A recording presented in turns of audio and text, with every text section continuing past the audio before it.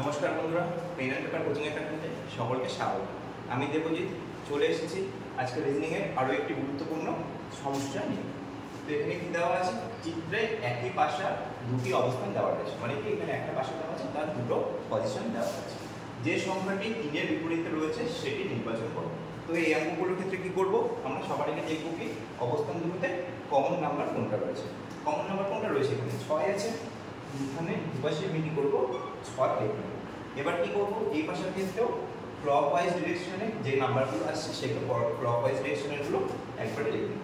তো 6 পরে কোনটা আছে, 3 আসছে, তারপর কোনটা আসছে 5 আসছে। সিমিলারলি এখানে কি আছে, 6 থেকে ক্লকওয়াইজ ডিরেকশনে কোনটা আসছে 4 আসছে আর 2 আসছে। কিন্তু আমরা জানি কি একটা পাশাতে 1 থেকে 6 পর্যন্ত সংখ্যা থাকে, কিন্তু এখানে কি আমরা কোনো 1 নাম্বারটা দেখতে পাচ্ছি না। তো কি করবো, এখানে দুটো 6 হয়ে গেছে, তো নিচের 6টাকে কেটে দিয়ে এখানে 1 করব। তার মানে কি 6 এর অপোজিট নাম্বার 1, 3 এর অপোজিট নাম্বার 4 আর 5 এর অপোজিট নাম্বার 2। তো এখানে আমাদের কোশ্চেনে কি জিজ্ঞেস করেছে, 3 এর বিপরীতে যে সংখ্যাটি রয়েছে সেটি নির্বাচন করতে বলেছে। তো অ্যান্সার কি হবে, 3 এর বিপরীতে আছে আমার 4 নাম্বার সংখ্যা।